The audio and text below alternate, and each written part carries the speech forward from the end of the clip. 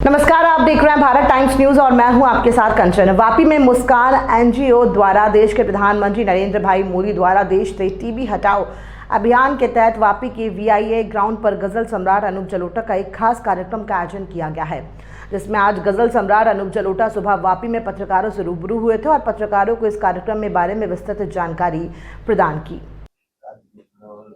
मुस्कान NGO एक बहुत बड़ा काम देश में कर रही है।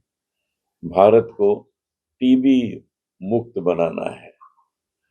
इनके इस प्रयास में मैं चाहता हूं कि देश के और जो एनजीओ हैं वो सभी जुड़े और जल्दी से जल्दी जो प्रधानमंत्री जी ने घोषणा की है कि भारत को टीबी मुक्त बनाना है, आप लोग भी उसमें जुड़े मुस्कान के साथ और ये काम जल्दी पूरा करें। Thank you. नंबर 2,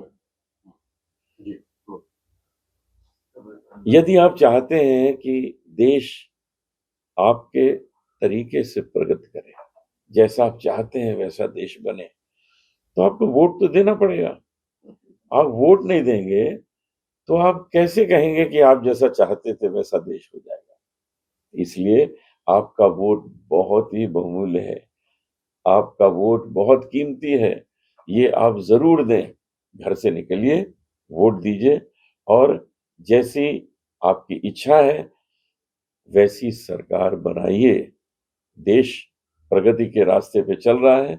यदि आप चाहते हैं कि आपके ही तरीके से ये देश की प्रगति होती रहे तो आप वोट अवश्य दें और ऐसे ही प्रत्याशी को वोट दें जो ईमानदार हो, कर्मठ हो और देश को प्रगति के मार्ग पर चलाने के लिए तैयार हो। नहीं, वो तो बहुत आसान था। बिग बॉस का जिक्र किया, मैं आपको बता दूं कि बिग बॉस तो बहुत आसान काम था कि बस बिग बॉस में चले गए और 1.5 महीना मस्ती करते रहे। दुनिया से कोई मतलब ही नहीं था, ना अपने पास फोन था, ना कोई अखबार, ना टीवी, ना घड़ी, समय का भी पता नहीं। तो 1.5 महीना मुझे वहाँ पेड हॉलीडे मिला, पैसे भी दिए उन्होंने और 1.5 महीने मुझे मस्ती भी कराई। तो ऐसा हॉलीडे मिल जाए तो मैं दोबारा चला जाऊँ, बुलाए तो फिर चला जाऊँ। उसमें क्या। बिग बॉस का आपने जिक्र किया तो एक हालांकि व्यवसायिक प्रतिबद्धता होगी तो कोई वो नहीं है कि जवाब देना ही है, लेकिन उसका तो ये जो उसमें चलता है तो क्या स्क्रिप्टेड रहता है या फिर सब ऑटोमेटिकली नेचुरली? देखिए, कुछ चीजें तो स्क्रिप्टेड होती ही हैं। जैसे उसमें एक हमारा एक सीन बनाया था कि हम बैठ के वहाँ गाना गा रहे हैं, तो वहाँ हारमोनियम भी रखा हुआ, हारमोनियम वहाँ होता ही नहीं है, हारमोनियम लाया गया विशेष रूप से सेट बनाया गया। तो वो सब स्क्रिप्टेड छोटी छोटी चीजें होती हैं, लेकिन ज्यादातर वहाँ जो चीजें हैं वो वहीं पर उत्पन्न होती हैं। एक दूसरे को गालियां देना, लड़ाई करना, क्योंकि 16 चेहरे। देखिए, पहले तो ये बता दूं कि बिग बॉस में 225 करोड़ लोगों में से 16 लोग साल में बिग बॉस में आते हैं, तो 16 लोग स्पेशल तो हो गए किसी ना किसी तरीके से। 225 करोड़ में से 16 लोग। अब वो 16 चेहरे दिन रात देखना एक दूसरे को, ये बड़ा मुश्किल होता है। 2-4 दिन तो लोग बड़ी अच्छी तरह मिलते हैं, वो है, कैसे हो, क्या है, और 2-4 दिन के बाद उनके अंदर का जो कंस है और रावण है वो बाहर आने लगता है और लड़ाइयाँ, गालियां, ये सब शुरू हो जाती है। लेकिन मैं तो जैसा हूं मैं वैसे ही वहां भी था। मेरा किसी से कोई झगड़ा नहीं, सबसे प्रेम से बातें। सुबह उठ के मैं अपना योग अभ्यास कर रहा हूँ, रियाज कर रहा हूँ। मैं तो वहाँ लोगों को संगीत भी सिखा रहा था। तो मेरे लिए तो बिग बॉस बहुत अच्छा एक्सपीरियंस था। मुझे फिर से भेज दीजिए, मैं फिर से चला जाऊँ। ऐसा नहीं लगा कि अध्यात्म की ओर ज्यादा समर्पित व्यक्ति इस तरह के विवादित में जाए, क्योंकि उसको लेकर पहले मैं उसी के लिए तो गया था, शुद्धिकरण करने में। आपके साथ पिताजी भी थे, आप भी हैं, जी। तो क्या आपकी जो अगली पीढ़ी है वो भी इस क्षेत्र में? मेरा बेटा तो गाना नहीं गाता है, लेकिन मेरे वो भी कुछ गाए। वो उसमें है नहीं, वो टैलेंट नहीं। जब प्रतिभा ना हो तो क्यों कराया जाए। लेकिन मेरे बड़े भाई की बेटी है अमीशा, वो अच्छा गाती है। बहुत जल्दी आप उसका संगीत बाहर सुनेंगे। और हमारे बहुत से स्टूडेंट्स हैं जिनको हम संगीत सिखाते रहते हैं, वो लोग सामने आते हैं। पहले की अपेक्षा अब संगीत सीखने वाले छात्रों में आप क्या वो देखते ज्यादा आ रहे हैं या फिर काफी वो स्थिर हो गया है वो चीज? नहीं, आ रहे हैं।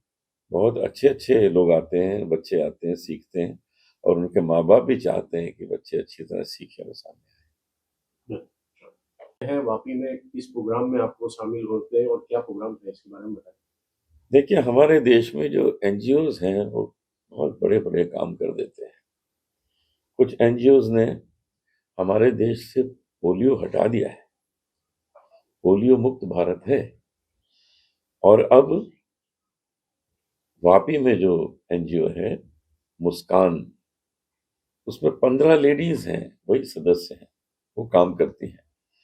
तो वो हमारे देश को टीबी मुक्त करने वाली है, टीबी से मुक्त। हमारे प्रधानमंत्री जी ने घोषणा की थी कि हमारे देश को टीबी मुक्त होना चाहिए, और वो अब ये 15 महिलाओं ने बेड़ा उठाया है। मुझे बड़े प्यार से सबने ये खूबसूरत माला बना के पहने, इन्होंने मेंबर्स ने बनाई है, इलायची की माला है। तो मैं तो कभी पान वान खाने का मन होगा, ये इलायची उसमें डाल के तो मैं धन्यवाद देना चाहता हूँ मुस्कान के सभी सदस्यों को कि आप लोगों ने मुझे इतने प्यार से यहाँ बुलाया है और एक इतने अच्छे काम के लिए बुलाया है, जिसमें हम अपने देश के प्रधानमंत्री जी की जो इच्छा है वो भी पूरी कर रहे हैं, साथ साथ राष्ट्र हित का काम कर रहे हैं। देश में बीमारियां गांव-गांव में, शहर-शहर में फैली हुई हैं, आप सभी जानते हैं। उससे जो लोग कर पाते हैं इलाज कर लेते हैं, कुछ है जो नहीं कर पाते हैं। तो क्यों ना इन बीमारियों को जड़ से हटा दिया जाए। उसी के लिए मुस्कान भारत को टीबी मुक्त भारत बनाने जा रही है। तो इसके लिए मैं मुस्कान को बहुत बहुत बधाई देता हूँ, शुभकामनाएं देता हूँ कि वो जल्दी इस काम में सफल।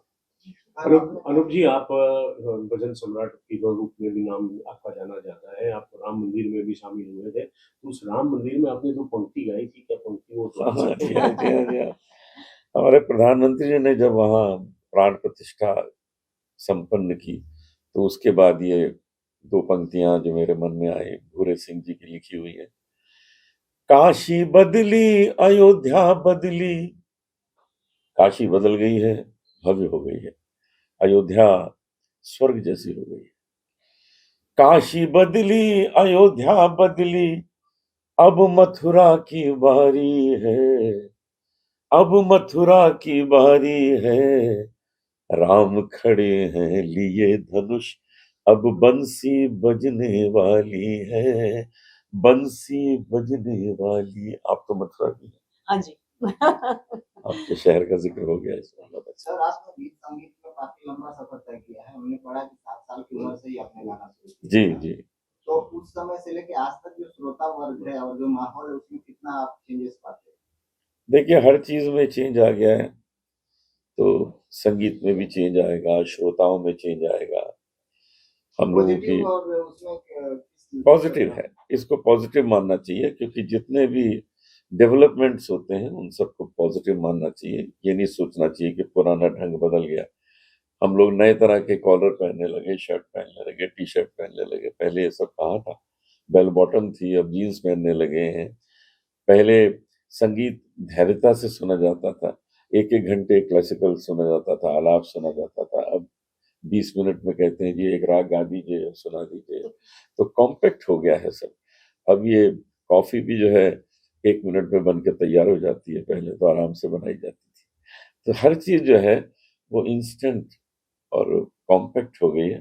तो धैर्यता की कमी के कारण संगीत में भी फर्क पड़ा है। अब जो संगीत है वो बहुत आराम से चैन से सुनने वाला नहीं रह गया है। लेकिन हमने जो अभी तक उसको मेंटेन किया है, हम आज भी शास्त्रीय संगीत गाते हैं, वैसे ही भजनों को गाते हैं, वैसे ही गजलों को गाते हैं। तो हमारी कोशिश है कि हमारी तरफ से इसमें कोई चेंज ना हो।